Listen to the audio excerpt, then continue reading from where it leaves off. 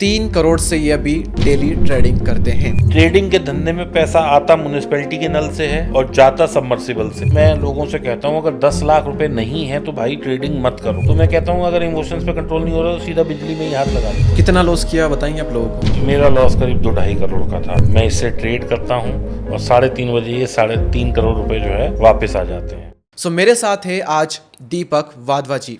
Sir आपका बहुत बहुत स्वागत है हमारे चैनल पर, और हम पूरी कोशिश करेंगे कि आपका जो ज्ञान का सागर है वो सारा मैं आप निचोड़ लूँ आज, और मेरी जो ऑडियंस है उनको मैं दे दूँ और उनको पूरा एक प्रॉफिटेबल ट्रेडर में बनाऊँ। थैंक यू दीपक दैया भाई, थैंक यू, थैंक्स बुलाने के लिए। 3 करोड़ से ये अभी डेली ट्रेडिंग करते हैं। सुनकर आपके स्टार्टिंग में होश उड़ गए होंगे।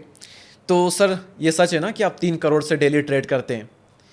क्योंकि मुझे ये बात हजम नहीं हुई थी, तो ऑडियंस तो बेचारी कई लोग हजम नहीं कर पा अब रहे। मैं आपको इसे ऐसे एक्सप्लेन करता हूँ कि सुबह 3 करोड़ यहाँ पड़े होते हैं, मैं इसे बाज़ार में डालता हूँ, मैं इससे ट्रेड करता हूँ और 3.5 बजे ये 3.5 करोड़ रुपए जो है वापस आ जाते हैं।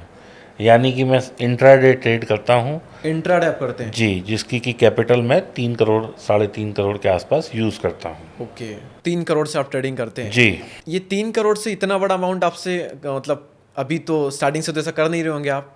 कब से और कैसे जर्नी स्टार्ट हुई? एक्चुअली देखिए, जब मैं पहले 2015 में मैंने ऑप्शन ट्रेडिंग का काम शुरू किया 15 में? तो तब भी मेरे पास पैसा भरपूर था, क्योंकि मैं बिजनेस बैकग्राउंड से आया था इस ट्रेडिंग के धंधे में। तो मेरे पास पैसे की कमी नहीं थी, टचवुड। फिर मेरे को काफ़ी लॉसेस हुए, फिर मैं काफ़ी एक डिप्रेसिंग स्टेज में आ गया, जैसा कि हर ट्रेडर के साथ होता है, मोस्ट ऑफ द देम। और एक डेटा जो एनएससी का है वो ये बताता है कि एनएससी और सेबी का जो डेटा है वो ये बताता है कि 90% लोग जो है ट्रेडिंग में लॉस में हैं। तो मैं भी अछूता नहीं था, मैं भी लॉस में था। कितना लॉस किया बताएंगे आप लोगों को? मेरा लॉस करीब 2-2.5 करोड़ का था। 2 से 2.5 करोड़ का लॉस। और उसके बाद फिर मैंने लर्निंग शुरू की। मैं डिप्रेशन में चला गया था, फिर मैंने वहाँ से लर्निंग शुरू करी। कहाँ से आपने लर्निंग की? बुक्स के थ्रू, वीडियोस के थ्रू, या फिर खुद से ही सीखा? नहीं, एक्चुअली क्या है, बुक्स और जो वीडियोस हैं वो पर्याप्त नहीं हैं आज के दिन, अगर मैं देखूं उन्हें। उस वक्त भी नहीं थी। अच्छा। क्योंकि क्या है कि कोई, देखिए, ये है ज्ञान पैसा कमाने का। तो ये भी कोई 100% यूट्यूब में नहीं डाल देता फ्री में। लोग उतनी सी, एक जैसे कहते हैं ना, पूरी इतनी बड़ी जर्नी है तो वो इतना सा पार्ट डाल देते हैं जो कि 20-25% होता है। 70% पार्ट जो होता है वो छुपा होता है, वो उनके पेड कोर्सेज में होता है। तो दीपक भाई, ऐसा था कि मुझे किसी ने कहा कि जयपुर में एक आदमी है वो सिखाता है। हाँ हाँ। मैंने गाड़ी उठाई और जयपुर पहुंच गया, और उसने मेरे से 50,000 मांगे, मैंने उसे 50,000 दिए सिखाने के? 2-2.5 करोड़ के लॉस के बाद? लॉस के बाद। ठीक है। किसी ने मेरे से 3 लाख रुपए भी मांगे, मैंने उसे 3 लाख दिए। किसी ने 5 लाख मांगे, मैंने 5 लाख दिए। किसी ने 1,000 मांगे, मैंने 1,000 दिए। और जिसने मुझे फ्री में सिखाया उसके लिए मेरा आज तक दिल में एहसान मानता हूँ मैं उन लोगों का जिन्होंने मुझे फ्री में सिखाया। लेकिन ऐसे लोग अगर मैं गिनती करूँ तो मुश्किल से 3, 4, 5 भी नहीं है। लेकिन जिनको मैंने पैसे दे के सीखा वो 20 से भी ज़्यादा लोग हैं, और मार्केट में ही हैं वो, जो कि एक नामी ग्रामी हस्तियां हैं मार्केट के। तो उन लोगों से सीखा, लेकिन उसके सीखने के बाद भी मुझे काफ़ी लॉस रहा। मैं ये नहीं कहूँगा कि 100% मैं सीख गया, लेकिन मैंने फिर भी एनालाइज करता रहा। तो आप ये समझें कि मैंने ए किसी से सीखा, बी किसी से सीखा, सी किसी से सीखा, डी किसी से सीखा, और मैंने वर्णमाला अपनी खुद की बना ली। ओके। तो मैं उसमें एक्सपर्ट हो गया, और मेरे को ये समझ आने लग गया कि बाज़ार में मुझे क्या करना है। और बहुत इजी स्ट्रेटजीज चलाता हूँ मैं। कोई बहुत ऐसी, मतलब मैंने कई लोगों के सेटअप देखे हैं जहाँ पे वो 8 मॉनिटर, 10 मॉनिटर, 12 मॉनिटर, 15 मॉनिटर लगा के बैठे हैं। लेकिन जब मैं उनसे कहता हूँ भाई दिखाओ तुम कमा क्या रहे हो, तो वो कमा नहीं पाते, क्योंकि कमाई जो होती है वो बहुत सिंपल चीज़ों से हो जाती है। तो मैं उन्हीं सिंपल चीज़ों का सहारा लेता हूँ और थोड़ा थोड़ा पैसा करके मैं कमा लेता हूँ। मेरी भूख जो है वो सिर्फ इतनी है कि मुझे, अगर मैंने 3 करोड़ डाले हैं और मुझे स्क्रीन पे आधा %, पौना %, 1/4%, यानी कि एनीथिंग लाइक 20-25 हज़ार दिखते हैं, मैं पैसा निकाल के घर आ जाता हूँ। मैं उसको ये नहीं सोचता कि 15,000 का मुनाफा मेरा 1 लाख हो जाएगा, या 20,000 का मुनाफा 1 लाख हो जाएगा। At the end of the day? At the end of the end में जितना होगा उतना आपको निकालना है? नहीं, मैं आपको यही समझा रहा हूँ कि मैंने ट्रेड डाला। हाँ। सुबह 9:30-10 बजे मैंने ट्रेड डाल दिया। अब वो हो सकता है कि 10:18 पे ही मेरे को 20,000 रुपये दिख जाएँ। मैंने अपना प्रॉफिट बुक किया, मैं घर आ गया।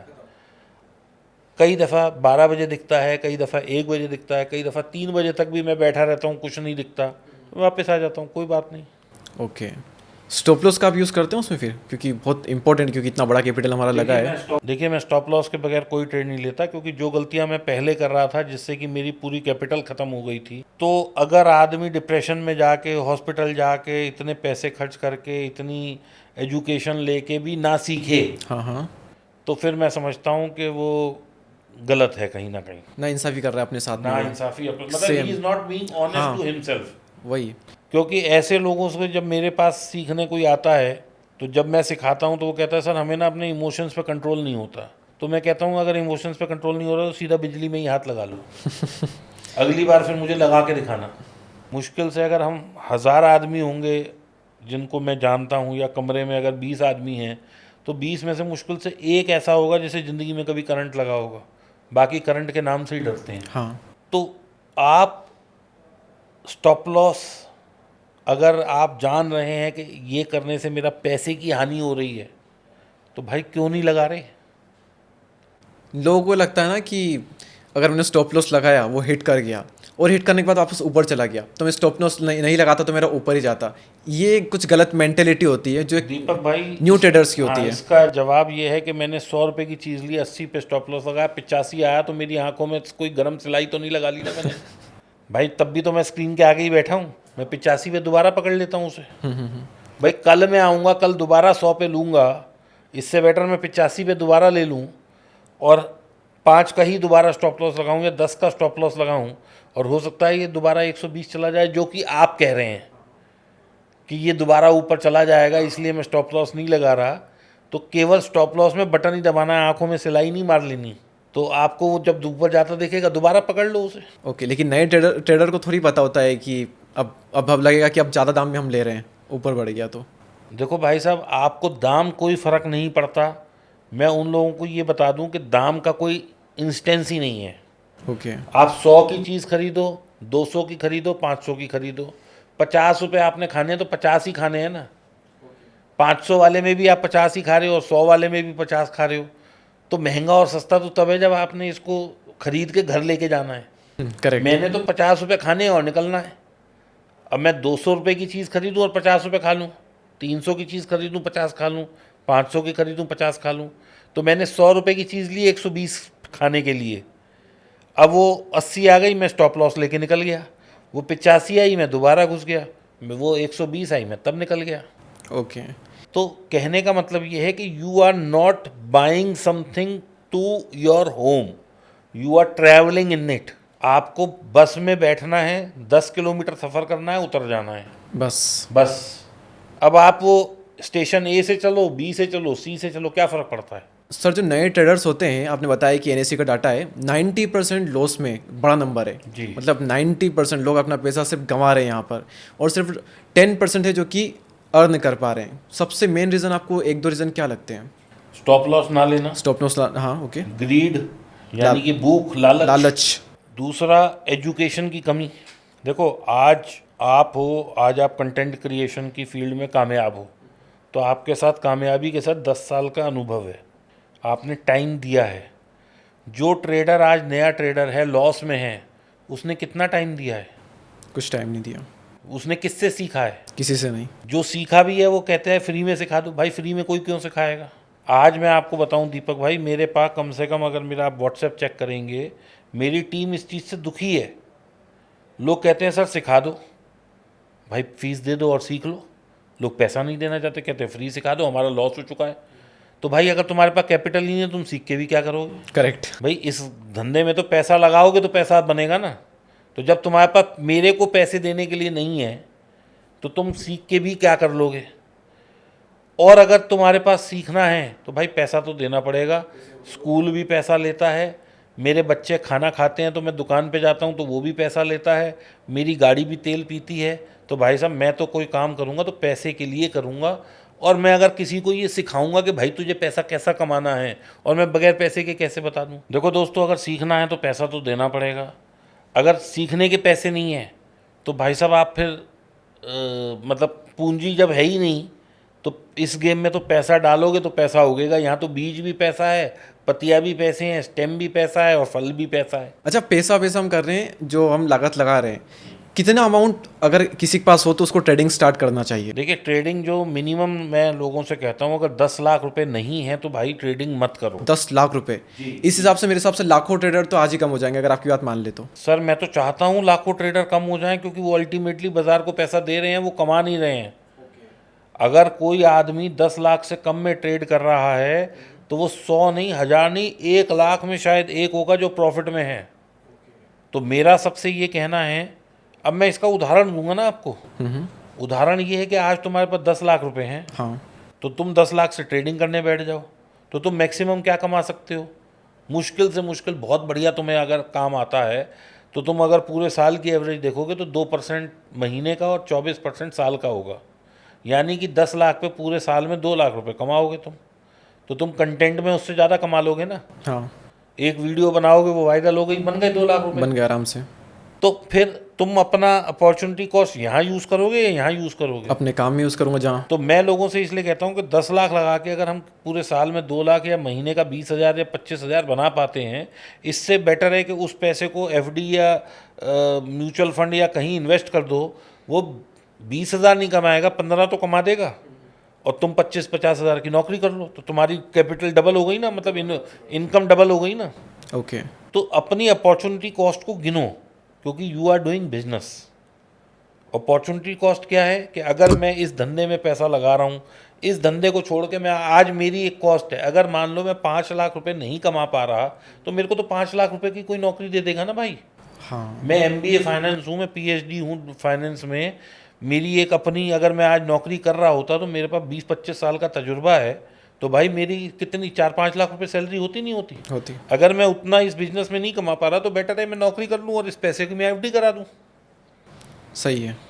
तो हमेशा आदमी को ये गेज करना चाहिए कि what I am currently earning, what I can earn, और मैं इस पैसे से क्या कमा रहा हूँ।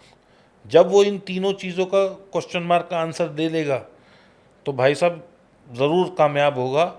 एक वो पिक्चर थी, मेरे को नाम ध्यान नहीं है शायद किसकी थी, उसमें वो एक भाई साहब यहाँ कादर खान जी होते हैं, उनके क्वेश्चन, जुदाई पिक्चर है। जुदाई, और अप्पा चप्पा टप्पा हाँ, क्या, परेश रावल। तो वो भाई साहब क्वेश्चन मार्क, आदमी को अपने आप क्वेश्चन मार्क होना चाहिए। ये जो पिक्चरें होती हैं ये बड़ी इंस्पायरिंग होती हैं, उनमें से आप कुछ भी एक चीज़ पकड़ लें, आप कहाँ से कहाँ पहुँच सकते हैं। करेक्ट। तो बिल्कुल सही आप पहुँच गए, वो क्वेश्चन मार्क अपने लिए होना चाहिए आदमी का। और आपने कहा कि 10 लाख ना हो तो ट्रेडिंग नहीं करनी चाहिए। जो नया ट्रेडर है, मुझे नहीं लगता कि उसको 10 लाख से ही मतलब ट्राई करना चाहिए, सीखना चाहिए। देखिए ट्राई तो आप भाई साहब 2 लाख, 3 लाख, 5 लाख, हाँ, 1.5 अगर लाख, कोई 1 बिल्कुल ही लाख, न्यू आया है फर्स्ट टाइम मार्केट में, तो 1-2 लाख से अपना कोशिश कर लो।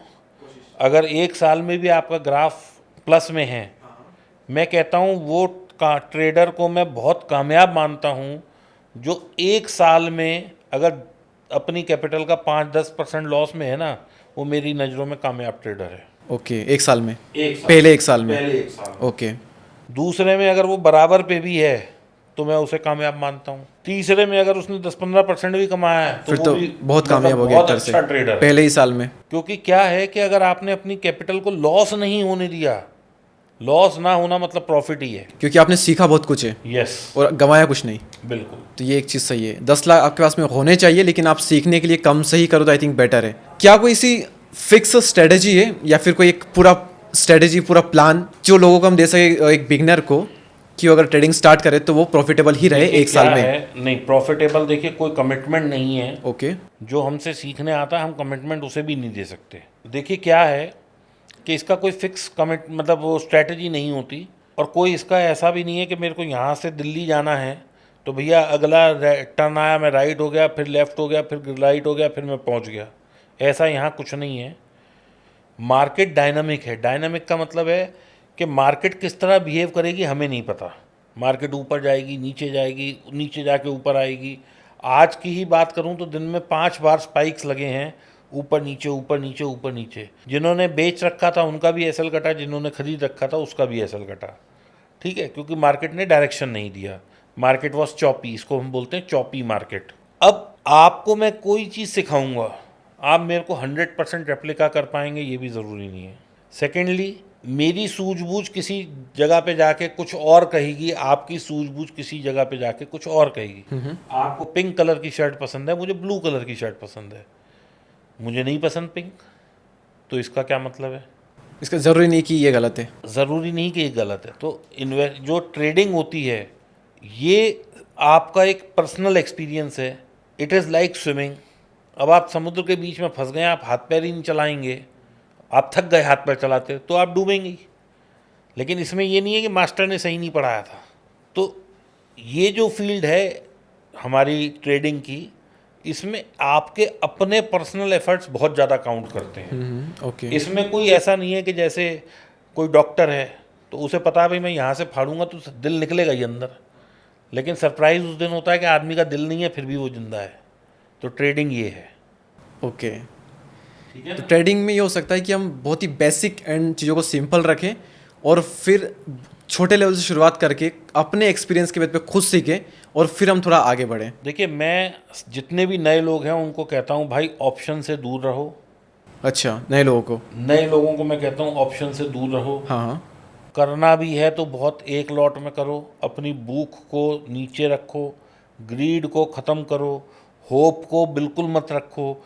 जो स्क्रीन पे दिख रहा है वही भगवान है, कोई भगवान ऊपर से नहीं उतर के आने वाला। जो स्क्रीन बता रही है वही भगवान है। अगर लॉस कट रहा है, एक बार लॉस कट रहा है काटो, 2 बार कट रहा है काटो, 3 बार कट रहा है काटो, 5 बार कट रहा है काटो। लॉस काटना ज़रूरी है। आप गलत एक बार हो सकते हो, 2 बार हो सकते हो, आप 100 बार गलत में 100 नहीं हो सकते। तो जो आपकी गलतियां हैं उनसे सीखो, जो आपके अच्छे पॉइंट्स हैं उनको समझो। नेक्स्ट टाइम अप्लाई करो। ठीक है। समझो। ओके। दूसरा, मार्केट कभी भी एक सा बिहेव नहीं करती, ये हमेशा ध्यान रखो। अगर आज 10 बजे मार्केट ऊपर गई है तो कल हो सकता है 10:15 बजे जाए, किसी दिन 9:45 बजे जाए, किसी दिन 9:30 बजे जाए, किसी दिन 11:30 बजे जाए। कोई फिक्स मोमेंटम नहीं है। इसीलिए हम कहते हैं मार्केट डायनामिक है। हमें नहीं पता मार्केट कैसे चलती है, किसी को भी नहीं पता। अगर कोई आदमी ये कह दे कि कल मार्केट ऐसे बिहेव करेगी तो या तो वो भगवान हो सकता है, झूठा हो सकता है, इसके अलावा तीसरा आदमी नहीं। या फिर वो तुक्का लगा रहा है। तुक्का तो तुक्का होता तो ही है तुक्का तो बाजार लग में। ही रहा है। जो तुक्का लगा रहा है, और जो मेरे से कई दफ़ा कुछ लोग मेरे से आके कहते हैं अरे मुझे तो ये पहले से ही पता था, तो मैं कहता हूँ भाई तू लेजर दिखा, तूने कितना कमा लिया। अगर तुझे पता था तो तू दिखा ना, तेरी इन्वेस्टमेंट कहाँ है। करेक्ट। क्या तूने अपना घर बेच के, जब तुझे पता था एक की 6 होने वाली है, हाँ। तो मकान बेच के लगा देता, आज बंगले में होता। और क्या, करोड़पति बनता अगले दिन। ठीक है कि नहीं? तो ये सब चीज़ें जो है ना, ये भाई साहब मैं मेरी गेज पे नहीं उतरती। मेरे को एक जोक याद आ रहा है, अगर आप हो तो मैं बिल्कुल सुना दूं। बिल्कुल, सुनाइए। 2 दोस्त होते हैं, एक उसमें से शराबी कबाबी बन जाता है और एक बिल्कुल सात्विक रहता है। तो काफ़ी 20 एक साल बाद मिलते हैं, तो वो जो पीने वाला होता है वो कहता है भाई मैं तो रोज़ की 1 बियर पीता हूँ, पिछले 20 साल से मैंने एक भी बियर नहीं छोड़ी। तो वो कहता है 1 बियर कितने की है? तो बोला 100 रुपये की। हाँ। तो वो हिसाब लगाता है फटफट करके, 36,000 रुपये का 1 साल, 20 साल में 7 लाख, 20 लाख। अगर आज तेरे पास, मतलब तूने नहीं पी होती तो तेरे पास आज एक चमचमाती गाड़ी होती। तो उसने पूछा कि भाई तू पीता है? उसने कहा नहीं। तो उसने कहा दिखा तेरी गाड़ी का। तो ट्रेडिंग भी ना ऐसे ही है। ओके। कोई ये कह दे कि मेरे को पता था, तो भाई किसी को नहीं पता, मुझे भी नहीं पता। मैं आज इस चेयर पे बैठा हूँ कि कामयाब ट्रेडर हूँ, लेकिन पता मुझे भी कुछ नहीं है। भाई कल बाजार ऊपर जाएगा, हम ऊपर की पोजीशन लेंगे, नीचे जाएगा नीचे लेंगे, और नीचे जाएगा और नीचे की लेंगे। स्टॉप लॉस पता है हमें, हमें कहाँ लगाना है। बाकी आपके दर्शकों को बता दूं, मैं स्टॉप लॉस नहीं लगाता हूं किसी भी ट्रेड में, मैं हेजिंग लगाता हूं। ये क्या होता है? हेजिंग क्या होता है? जैसे आपने गाड़ी ली, हाँ। तो गाड़ी के साथ आपको वो कहते हैं कि भैया इस पे एक इंश्योरेंस लेनी पड़ेगी। अब इंश्योरेंस क्या होती है आप बताओ, मैं आपसे पूछना चाहता हूँ इंश्योरेंस क्या होती है। क्या गाड़ी में कुछ डैमेज हो गया एक्सीडेंट की वजह से, किसी वजह से, तो फिर वो जो इंश्योरेंस कंपनी है वो उसका पैसा पे करती है। कितना? जितना भी उसका डैमेज हुआ रिपेयर में लगेगा शायद। मान लो आपने एक गाड़ी ली, मर्सिडीज़ ले लिया हाँ, आपने, या चलो मर्सिडीज, होंडा सिटी ले लिया हाँ। आपने। अब होंडा सिटी आपकी गाड़ी पे जा रही है और वो टक्कर हो गई बस से, हाँ। और उसमें खर्चा आ गया 7 लाख रुपए, तो आपको इंश्योरेंस कंपनी कितना देगी? 7 लाख? नहीं, 7 लाख से कुछ काट के देगी, थोड़ा सा काट लेगी, मतलब समझो 6.25 लाख दे देगी। ओके। तो हेज खरीदना वो इंश्योरेंस ही है। अच्छा। इसमें क्या होता है कि मान लो मैंने कोई चीज़ 100 रुपये पे ली, मैंने उसके साथ ही हेज खरीद ली। अब बाज़ार 100 वाला 60 आ जाए तो इस 60 रुपये में तो मुझे नुकसान हुआ, ये तो मेरी गाड़ी एक्सीडेंट हुआ है इसका, तो यहाँ तो मेरे 40 रुपये लग गए। लेकिन ये जो मैंने बीमा खरीदा है ये 40 नहीं देगी, लेकिन मुझे 30 रुपये दे देगी। ओके, इसका अलग से पे करना पड़ता इसका है। अलग से पे करना पड़ता है क्योंकि प्रीमियम की कॉस्ट होती है। तो इस बीमे को मैं बोलता हूँ हेज, और दुनिया स्टॉक मार्केट में हेज के नाम से जानती है। Hedge, okay. कितना चार्ज होता है? अगर 1 लाख की कैपिटल है तो उस पर कितना चार्ज लगेगा इसका? ये डिपेंड करता है कि आप लॉस कितना ले सकते हो। ओके, समझ गया। इसके लिए काफ़ी सारी कैलकुलेशंस हैं कि मैं ट्रेड जो आज ले रहा हूँ क्या ये इंट्राडे है, ये पोजीशनल है, तो मैं इसे कितने दिन चलाऊँगा, मेरे को आज ट्रेड ले रहा हूँ तो ये क्या लग रहा है कितना गिर जाएगा। क्योंकि देखो दीपक जी, क्या है कि जब मैं डिप्रेशन में चला गया और इधर उधर हो गया तो मैंने कहा यार मैं ही एक सबसे बड़ा बाज़ार में बेवकूफ़ हूँ जो पैसा नहीं कमा पा रहा। तो ये जो क्वेश्चन था ना ये मुझे कचोटता रहा, इसने मुझे बहुत पेन दिया। तो इस पेन से निकलने के लिए मैंने क्या किया, मैंने कहा जी मैं तो भाई साहब इंश्योर होकर चलता हूँ। तो जहाँ मेरा पहले लॉस 100 रुपये का हो रहा था वो मैंने 15, 16, 18, 20 पे फिक्स कर दिया। तो अब अगर बाज़ार मेरे लेने के बाद बिल्कुल धराशायी हो भी जाए, गिर भी जाए, ख़त्म भी हो जाए, तो भी मेरा लॉस तो फिक्स हो गया ना, क्योंकि मैंने बीमा खरीद लिया। हाँ, ठीक है। तो मैंने कहा एक काम करते हैं यार कि हम ना बीमे के साथ ही ट्रेड करते हैं। ऊपर गया तो हमें पैसा मिल जाएगा, पैसा तो मिलना ही है। नहीं गया तो बीमे से हम 10-15 रुपये दे के खड़े रहेंगे। अब होता क्या है कि जब आपको ये पता होता है कि मेरा बीमा है और मेरा तो नुकसान हो ही नहीं सकता, तो आप और ज़्यादा डट के और मजबूत खड़े हो जाते एक डर थोड़ा सा निकल जाता है अंदर से। ठीक है ना। अब मैं इसका उदाहरण देता हूँ। मान लो आपकी नीचे गाड़ी खड़ी है, अभी उस पर कोई पत्थर मार जाए, आप कहोगे चल कोई नहीं यार, बीम इंश्योरेंस है करा लेंगे। क्यों है ये? क्योंकि आपको पता है कि आपने इंश्योरेंस ले रखा है। अब आपने मुझसे जो सवाल किया, मैंने एक ट्रेड लिया, चाहे वो 100 रुपये का था, 1 करोड़ का था, 3 करोड़ का था, इससे मतलब नहीं है। मैंने ट्रेड लिया, उसके साथ मैंने बीमा खरीद लिया। अब अगर ये प्रॉफिट में आया तो ठीक है, नहीं आया तो मेरा ट्रेड खड़ा है, बीमा खड़ा है। कल भी तो आके मुझे ट्रेड लेना है, मैं इसी को ही कल ले जाऊंगा। ओके, समझ रहे हो आप? समझ रहा हूँ। अगर मुनाफा है तो इंट्राडे है, लॉस है तो मैं इसे कल क्योंकि कल भी तो आके मुझे खरीद के बीमा खरीदना है ना। तो मैं खरीद बेच दलाली जो इसमें लगती है, ब्रोकरेज, ये क्यों बार बार दूंगा। सही है। ठीक है ना। तो मैंने इसको बीमा कर दिया और बीमे के साथ खरीद के खड़ा हो गया मैं। अब क्या है, अब मैं कल वेट कर रहा हूँ। अगर मेरी पोजीशन प्रॉफिट में आ गई तो भाई साहब दोनों पोजीशन कटी, बीमा भी कटा, वो भी कटा, मैं घर को गया। नहीं आई तो मैं फिर खड़ा हूँ, क्योंकि मुझे ये पता है कि मेरा मैक्स लॉस जो है एक लिमिट में हो सकता है। लिमिट में होगा। मैं अनलिमिटेड लॉस में कभी भी नहीं हूँ। भले आपकी कैपिटल पूरी जीरो आ जाए तो भी आप लॉस में नहीं मतलब रहोगे। अगर बाजार जीरो भी आ जाए, हाँ, हाँ। मान लीजिए मैंने कोई चीज़ 100 की ली है और वो जीरो भी आ जाए, हाँ। तो जो मैंने बीमा लिया है वो मुझे 100 रुपये दे रहा होगा। तो मैं इस तरह से करता हूँ, और मैं कभी भी अपनी कैपिटल का 3, 5, 8% से ज़्यादा रिस्क नहीं लेता, क्योंकि अगर मैं पूरे साल में कमा ही 20% सकता हूँ तो मैं 20% रिस्क कैसे ले लूँगा। सही है। यानी कि मैं एक साल मेहनत करता रहूँ किसके लिए? ब्रोकर के लिए, इनकम टैक्स देने के लिए, जीएसटी देने के लिए, सारे खर्चे उस पर, स्टैम्प ड्यूटी देने के लिए, क्योंकि मैं तो कुछ कमा ही नहीं रहा। तो भाई ये नहीं करना है, अपने लिए कमाना है और अपने पैसे इतने सूझबूझ से लगाने हैं कि नुकसान ना हो। ओके, आपने कहा 3% से ज़्यादा रिस्क नहीं लेता, मतलब उससे ज़्यादा आप कैपिटल नहीं गंवाते।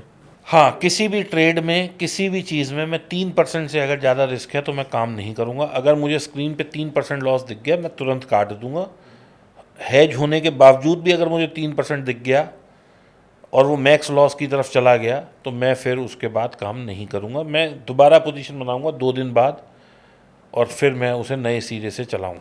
ओके, आपने लॉस का कहा कि आप 3-4% से ज़्यादा लॉस का रिस्क नहीं लेते। बिल्कुल। प्रॉफिट का क्या परसेंटेज है फिर? उसमें आप किस लिमिट तक? देखिए, मैं प्रॉफिट जो है, मैंने जैसे 1 तारीख को काम शुरू किया और अगर वो किसी वजह से मैं लॉस में चला गया या प्रॉफिट में चला गया, मुझे तो पता नहीं है, लेकिन मुझे पहले हफ्ते में 1% का कमाई हो गई, तो अगले हफ्ते में फिर पोजीशन जो डालूंगा मैं कुल 70% डालूंगा। मैं 100 लॉट अगर लेता हूँ तो मैं 70 ही डालूंगा। अगर मुझे वहाँ भी आधा % बन गया, मैं भाई साहब पोजीशन काट के फिर बाकी के 15 दिन काम ही नहीं करूँगा। ओके। रीज़न मीन कि मैं 1.5 से 2% कमा सकता हूँ। अब ये भी हो सकता है कि अगले हफ्ते जब मैं पोजीशन डालूँ वो मुझे लॉस में चली जाए, तो मुझे तो लॉस लेना नहीं है ना भाई। मुझे तो सिंपल सा है, 1.5 से 2%, 2.5% कमाना है मंथली। अगर वो मेरे को इतना मिल रहा है तो भैया जयराम जी की। तो आप डेली ट्रेडिंग नहीं करते?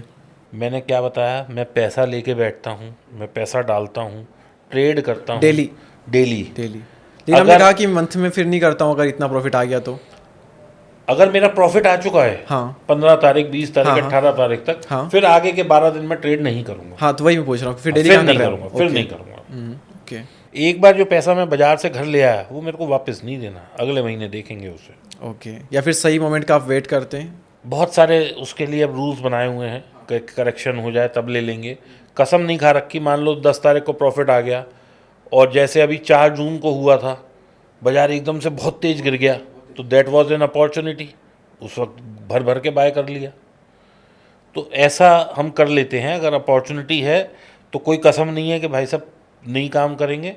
लेकिन अगर कोई अपॉर्चुनिटी नहीं है और मार्केट उसी दायरे में चल रहा है, हाँ, तो फिर नहीं घुसेंगे। ज़बरदस्ती का ट्रेड नहीं करना, रिवेंज ट्रेडिंग नहीं करनी, अपने इमोशंस पे इतना कंट्रोल है कि भाई दोबारा नहीं घुसना।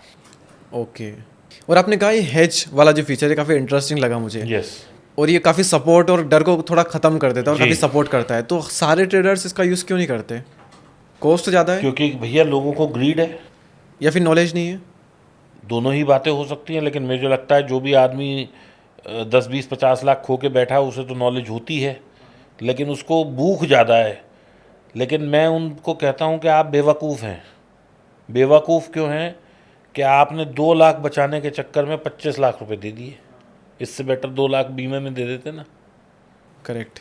कोई आदमी मर्सिडीज़ लेके आया, वो 50 लाख की गाड़ी है या 70 लाख की गाड़ी है, और 70 लाख की गाड़ी पे 5 लाख का बीमा नहीं ले रहा वो, या 4 लाख का बीमा नहीं ले रहा, तो भाई बेवकूफ़ी खाई है। में गिरेगी तो 70 पूरे गए ना। पूरे का इससे तो बेटर है हर साल 4 चले जाएं। सही है कि जब काम आएंगे तो 70 काम आ जाएंगे, बस। और जब जाएंगे तो पूरे 70 चले जाएंगे। Yes. लग तो सिर्फ 4-5 ही रहे। जी। सर आपने काफ़ी अच्छी अच्छी चीज़ें बताई है। मेरा क्वेश्चन ये कि आप ट्रेड कैसे क्या करते हो? आप सीखते कैसे हो? चार्ट का आप कुछ एनालिसिस करते हो या फिर क्या प्रोसेस होता है हाँ, आपका? मैं बताता हूँ। देखिए, कुछ तरीके की स्ट्रैटेजीज होती है। एक नॉन डायरेक्शनल स्ट्रैटेजीज होती हैं, उसमें हम ये नहीं देखते कि बाज़ार कहाँ जा रहा है, उसमें बस हम सुबह आते हैं और ट्रेड लगा देते हैं। अब पूरा दिन हम बैठ के उसकी मैनेजमेंट कर रहे हैं। बाज़ार ऊपर गया तो हमने नीचे से मैनेजमेंट करी, नीचे गया तो ऊपर से करी, हम यही करते रहते हैं। ठीक है। दूसरी जो हम स्ट्रैटेजी चलाते हैं वो होती है डायरेक्शनल। वो हम कैंडल स्टिक्स को पढ़ते हैं, हम कोई इंडिकेटर नहीं लगाते। ओके। बहुत ज़्यादा कभी दिमाग में ऐसा हो कि कुछ इंडिकेटर लगाना ही है, तो एक 20 EMA 5 मिनट की कैंडल, ठीक है, और वीवैप और सुपर ट्रेंड, बस ये 3-4 चीज़ लगा लेता हूँ। इसमें भी अगर कोई एक आध हट सकती है तो हटा देता हूँ, कोई ऐसा ज़बरदस्ती नहीं है। क्योंकि अगर बाजार 20 EMA के नीचे आएगा तो उसकी RSI भी वैसे ही बिहेव करेगी, MACD भी वैसे ही बिहेव करेगा, बोलिंजर बैंड के भी नीचे आएगा वो, क्योंकि प्राइस तो एक ही है ना, वही सब चीज़ों को चला रहा है। तो इसलिए कोई ऐसा नहीं है कि 50 इंडिकेटर लगाने से ही आपको ज्ञान आएगा। सिर्फ कैंडल स्टिक पैटर्न देख के भी आप समझ सकते हैं कि बाज़ार कैसा चल रहा है। ये जो कैंडलस्टिक पैटर्न होते हैं ये हमेशा काम करते हैं? ये जो हम चार्ट वगैरह देखते हैं, स्ट्रेटेजी हाँ, बनाते बिल्कुल हैं, काम करते हैं। 100%? 100% काम करते हैं। मैंने एक क्रिएटर के वीडियो में देखा था कि 60 to 70% टाइम ये काम करते हैं, हमेशा नहीं करते। हमेशा करते तो फिर हर कोई इनको सीख करके। देखो, हमेशा करते हैं का मतलब ये है कि जब उसने आपको इंडिकेटर दिया कि भैया अब मैं नीचे जा रहा हूँ, तो उसने बताया प्राइस ने कि मैं नीचे जा रहा हूँ। हाँ, उसने कहा जी पिछली वाली कैंडल का हाई जो है मेरा स्टॉप लॉस है, वहाँ पे आपने स्टॉप लॉस लगाया, तो उसने तो अपना काम किया ना, उसने बताया। हाँ। ये तो मैं मूर्ख हूँ जो मैं स्टॉप लॉस नहीं लेता। अब बाजार आप सोच के देखो, लोग 100 रुपये की चीज़ लेते हैं और 80 मतलब 100 की कोई एकदम ऐसा तो है नहीं कि पलक झपका और 20 आ गई। भाई तुम किस उम्मीद में बैठे हो? तुम्हारी 80% कैपिटल ख़त्म हो गई है और तुम अभी भी उम्मीद कर रहे हो कि 20 वाली कहीं 200 हो जाए। तो भाई साहब ये बेवकूफ़ियाँ मैंने भी अपने टाइम में बहुत करी हैं, लेकिन अब नहीं करता।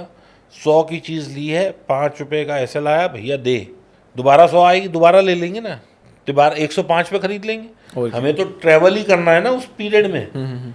कोई हमें खरीद के उसे घर तो लाना नहीं, तो हमें ये तो है नहीं कि ये आम 100 रुपये है, ये 200 रुपये है, 300 रुपये है। मेरे साथ ये वाली प्रॉब्लम नहीं है। मेरे साथ ये है कि मैं 300 लूँ, 200 लूँ, 100 लूँ, कोई सी लूँ, मुझे तो 40 रुपये खाने हैं। तो इसलिए मैं चार्ट्स देखता हूँ, प्राइस एक्शन देखता हूँ। प्राइस एक्शन अगर कह रहा है बेचना है तो मैं कॉले बेचता हूँ। प्राइस एक्शन कह रहा है कि मैं ख़रीदना है तो मैं पुटे बेचता हूँ। पुटे मैं साइकोलॉजिकली थोड़ी कम बेचता हूँ, कॉले ज़्यादा बेचता हूँ, पहली चीज़। दूसरा, मैंने अपनी लाइफ को बड़ा फोकस कर रखा है। मैं बैंक निफ्टी के अलावा कोई और चीज़ करता ही नहीं हूँ। ओके। कोई मेरे से आके आज आप मेरे से ये पूछ लो कि निफ्टी कितनी चल रही है, फिन निफ्टी कितनी चल रही है, मिड कैप निफ्टी कितनी चल रही है, सेंसेक्स क्या चल रहा है, बैंक एक्स क्या चल रहा है, मेरे को भाई साहब ये मैं तीतर बटेरी तरह देखने लग जाता हूँ कि भाई ये होते क्या हैं, कहाँ लगेंगे, कैसे लगेंगे, मुझे लगाने भी नहीं आते। इसका रीज़न क्या है कि आप सिर्फ बैंक निफ्टी में करते हैं? भाई मेरे पास जब तक 5,000 करोड़ हैं तब तक बैंक निफ्टी मेरे को झेल सकती है। अच्छा। मैं क्यों जाऊं दूसरे, तीसरे, चौथे, पांचवें आइटम में? आप मुझे इसका जवाब दो कि मुझे पास कैपिटल सीमित है। हाँ।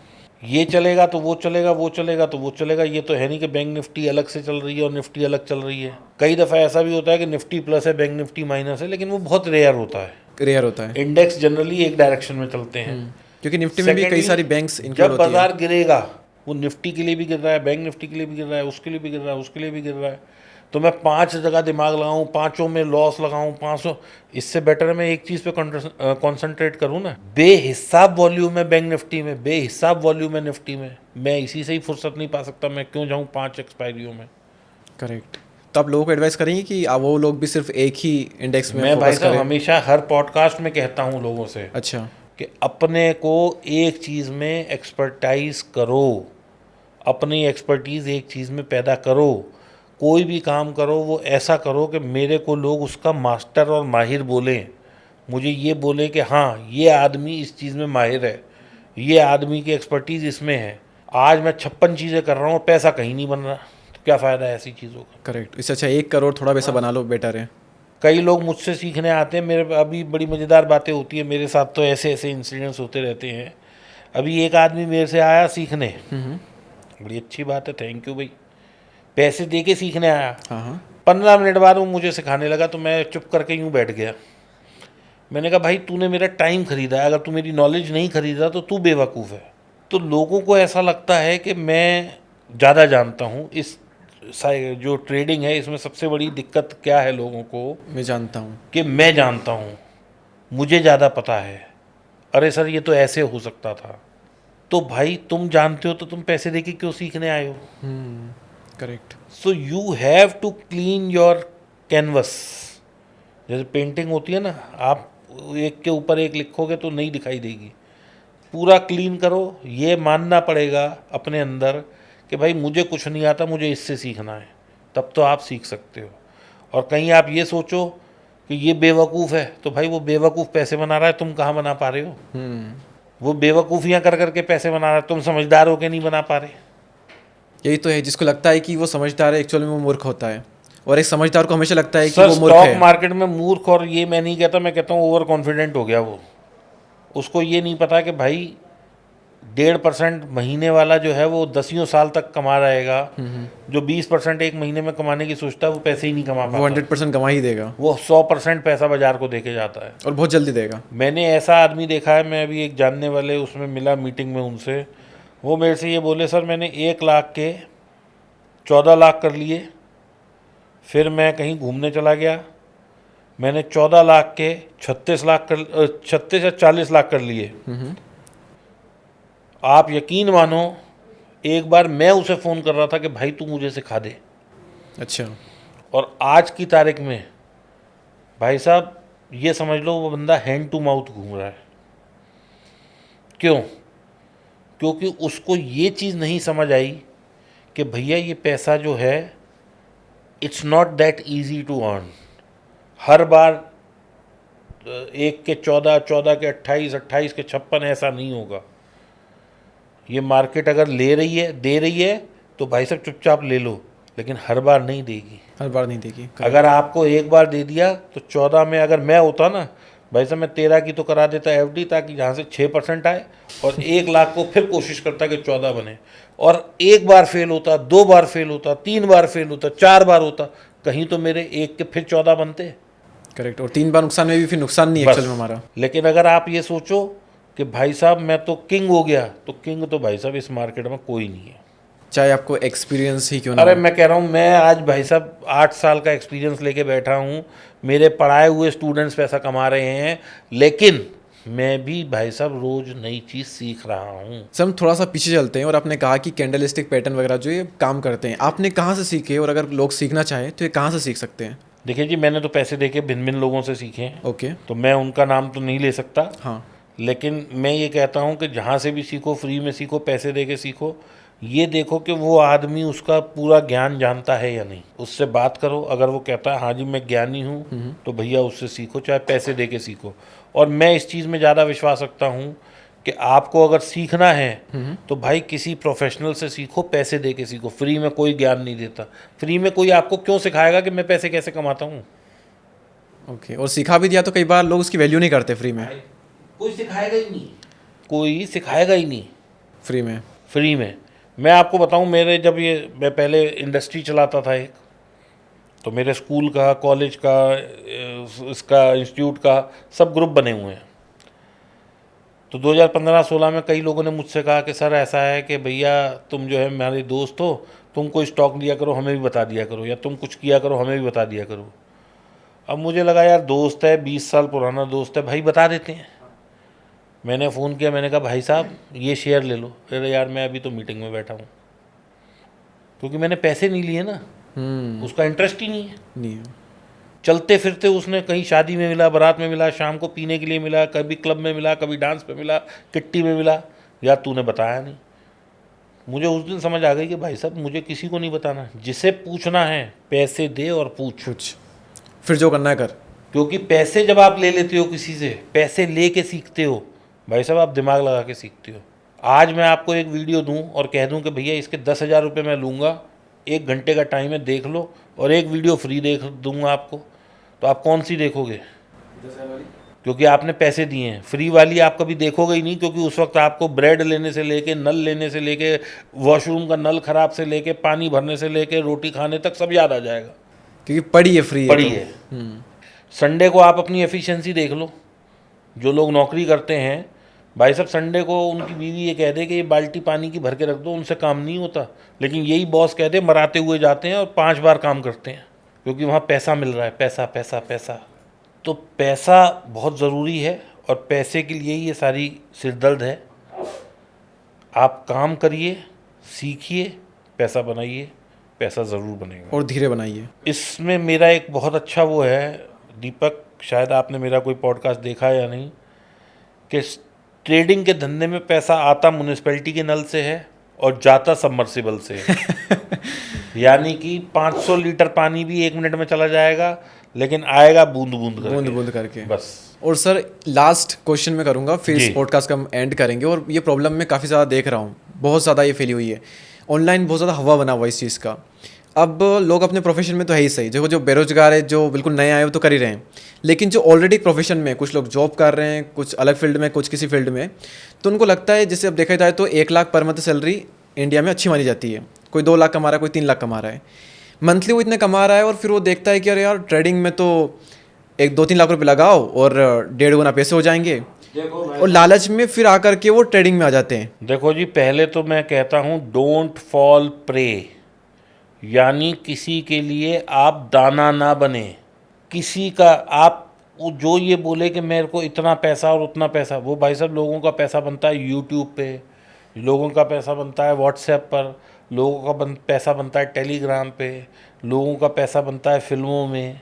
रियल में मैंने किसी ट्रेडर का पैसा बनते नहीं देखा। अब मैं इसका आपको एक बहुत तर्क देता हूँ। अभी आजकल आप कोई भी चैनल खोलें, इंस्टा खोलें, एक बच्चे की शादी हो रही है, नाम सुना आपने? अनंत अंबानी। अनंत अंबानी जी। जी। उसके पापा का नाम सुना है? मुकेश अंबानी। इंडिया का वो रिचेस्ट आदमी है या गरीब है बेचारा, क्या है? रिचेस्ट है। वो क्या करते हैं, उनका क्या काम है? बिजनेसेस उनके कई सारे। किस चीज़ का बिजनेस है? ऑयल इंडस्ट्री में काफ़ी ज़्यादा, आई थिंक सबसे ज़्यादा उसी में है। अच्छा, तो अभी मैं बैलेंस शीट पढ़ रहा था, कोई 20%, 18% रिफाइनिंग मार्जिन, 6% नेट प्रॉफिट, कुछ ऐसा 10% नेट प्रॉफिट, कुछ ऐसा होता है। Okay, correct. अगर 5,000 के 5 करोड़ बनते हो तो वो आदमी क्या मूर्ख है जो पूरे हिंदुस्तान के 50 धंधे कर रहा है? वो तुम्हें, मुझे और मुझ जैसे 200 आदमियों को बिठा के टेबल पे 1 करोड़ की सैलरी दे के नहीं गएगा, 5,000 से मेरे 2 करोड़ बना। आराम से।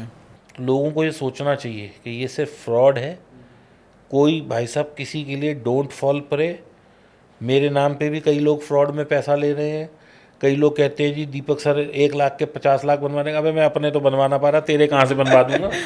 अपने भी भाई साहब मैं 8 घंटे मेहनत, 6 घंटे करता हूँ, चार्ट्स में दिमाग लगाता हूँ। 2015 में मैं था, मेरे चश्मा नहीं लगा हुआ था, 5 साल से चश्मा लग गया, इतना सिर दर्द होता है। उसके बाद भाई 3:30 बजे फ्री होता हूँ, 4 बजे से लेकर रात के 10 बजे तक कंटेंट बनाता हूँ, लोगों के लिए रीलें बनाता हूँ, किसी का पॉडकास्ट देता हूँ, कुछ करता हूँ। तो 16 घंटे मेहनत करके भाई पैसा कमाता हूँ। कोई पैसा नहीं बनता है कि भैया 50,000 डालो 2 लाख ले लो, 2 लाख डालो 1 करोड़ ले लो। भाई ये कहीं नहीं होता, ये सिर्फ लॉटरी और ये चोरी और ये डकैती में ही हो सकता है, ट्रेडिंग में नहीं हो सकता। इसलिए ऐसी चीज़ों से बचें, मेहनत ईमानदारी से पैसा कमाएं। ट्रेडिंग में 2-2.5% महीने का बनता है, इससे ज़्यादा नहीं बनता। ओके। जो वारन बफे जी हैं, जो वर्ल्ड के सबसे बड़े इन्वेस्टर हैं, जिन्होंने इंडिया में भी 100 कंपनियों में पैसा लगाया, विदेश में भी, चाइना में भी, ऑस्ट्रेलिया, मतलब दुनिया में कोई ऐसी कंपनी नहीं है जो बड़ी हो और उनका पैसा ना लगा हो। तो भाई साहब उनकी भी पूरे साल की इन्वेस्टमेंट पे जो पैसा बनता है ना, वो 18 से 30% बनता है, 22% के आसपास कुछ है। तो जब इतना बड़ा आदमी जो कई लाख करोड़ लेके बैठा है वो नहीं बना पाता 18 से 20%, 24% ज़्यादा, तो मैं और तुम तो क्या बिसा सकते हैं यार? करेक्ट। तो लोगों को ये सोचना चाहिए कि भाई सट्टा, लॉटरी, जुआ, कैसीनो, ये सिर्फ कैसीनो में ही होता है, यहाँ नहीं होता। और कैसीनो में भी कितने लोग जीत के आते हैं? सब हार के ही आते हैं ना यार। कैसीनो ओनर ही जीतता है, कैसीनो में कोई जीतता थोड़ी है। और जो लोग ऑलरेडी प्रोफेशन में है, अगर वो ट्रेडिंग तो उन्हें करनी ही नहीं चाहिए। हाँ, जो प्रोफेशन है कंटिन्यू रखना चाहिए, इन्वेस्टिंग करनी चाहिए। इन्वेस्टिंग करनी चाहिए, हाँ, स्टॉक में, म्यूचुअल फंड में, जी तो करनी ही देखो, चाहिए। स्टॉक में अगर वो रिसर्च कर सकता है, चार्ट पढ़ सकता है, फंडामेंटल पढ़ सकता है, तो जरूर करे स्टॉक में, मैं मना नहीं करूँगा। अच्छे स्टॉक में करो, लॉन्ग टर्म के लिए करो। लॉन्ग टर्म के लिए करो। मेरे पास एक उदाहरण है, आप ये बात गूगल भी कर सकते हैं। मैं आपसे सवाल पूछता हूँ, किसी ने अगर 1,000 रुपये 76 में 1976 में विप्रो में लगाए होंगे तो वो आज कितने होते? 1,000 रुपये के आज की डेट में? हाँ, नो आइडिया। फिर भी एक कोई तो रकम बोलो। 1,000 के 5 लाख? बहुत छोटा सोचते हो तुम। 50 लाख? अभी भी तुम बहुत छोटा सोच रहे हो। आप ही बता दो। आगे बढ़ते जाओ, मैं कहीं रोकूंगा तुम्हें। 1 करोड़? आगे बढ़ो। 1,000 रुपये के हाँ विप्रो में लगाए थे 1976 में। हाँ, 2 करोड़? और आगे बढ़ो। 2.5-3 करोड़? चलो मैं तुम्हें एक छोटी सी सीढ़ी का पहला कदम रख देता हूँ, उसके ऊपर तुम चढ़ना 100 करोड़ से ज़्यादा है। आगे बढ़ो। 100 करोड़ से ज़्यादा है? आगे बढ़ो। 150 करोड़? और आगे बढ़ो। 200? और आगे बढ़ो। 300? और आगे बढ़ो। 500? और आगे बढ़ो। 1,000 रुपये लगाए थे ना? 1,000 रुपये? या फिर वो कंटिन्यूसली लगाए जा रहे हैं? 1,000 रुपये एक बार एक आदमी ने बस लगाए थे। अच्छा। आज कितने हैं? अब आप ही बता दो।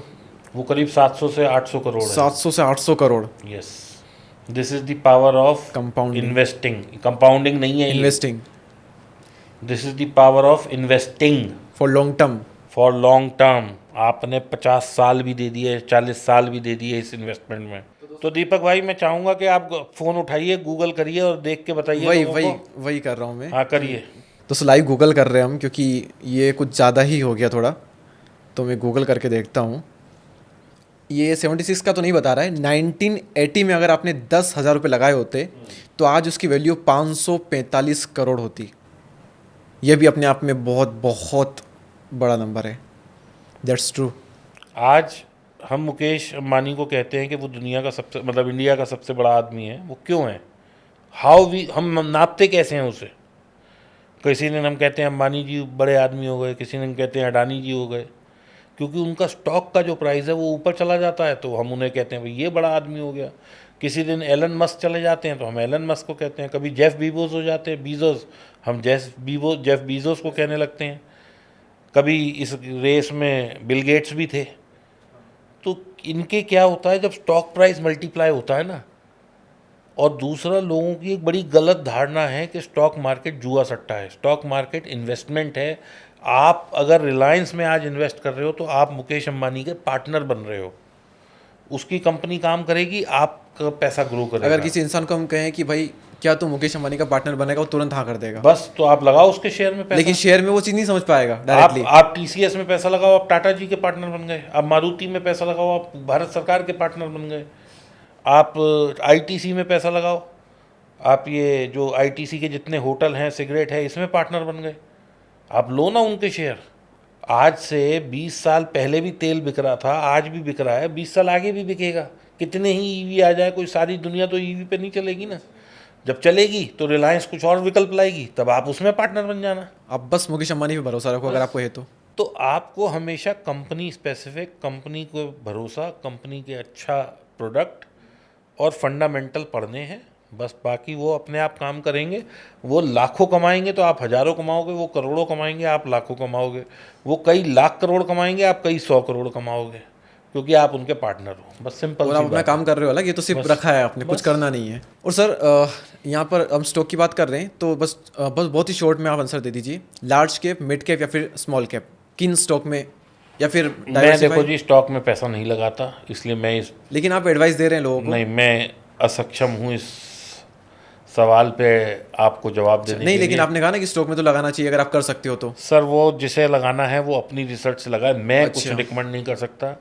क्योंकि मैं क्यों नहीं कर सकता ये मैं बता देता हूँ कि इस पे सेबी की गाइडलाइन है कि कोई आप किसी को सजेस्ट नहीं कर सकते। ओके, स्टॉक नहीं पूछ रहा हूँ मैं। मैं कुछ बोल ही नहीं सकता स्टॉक मार्केट पे, अच्छा, क्योंकि मैं जो चीज़ कर नहीं सकता वो बिल्कुल साफ है मेरी, वो कि मेरे को ना स्टॉक बताना है, लार्ज कैप, मिड कैप, जो आपको पसंद आए, जिस पे आप रिसर्च कर सकें, जिसकी कि आपको चार्ट अच्छा लगे, जिसका फंडामेंटल अच्छा लगे, जिसकी मैनेजमेंट अच्छी लगे, जिस चार्ट में आपको लगे कि इसकी पी अच्छी है, जिसकी आरओसी अच्छी है, जिसका वो जो है क्या नाम है एफआईआई डीआईआई उस कंपनी में इन्वेस्टमेंट है, आप घुसिए उसमें।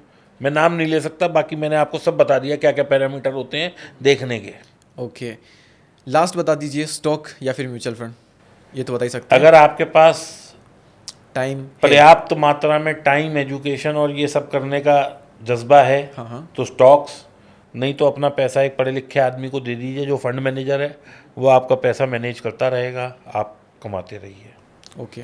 सो दोस्तों, हमारे लगभग सारे क्वेश्चन क्लियर हो गए और आई होप कि आपको भी काफ़ी कुछ सीखने को मिला होगा। और लॉस कर लिया तो कर लिया, अब आगे मत करो लॉस, थोड़ा सीख लो सर से।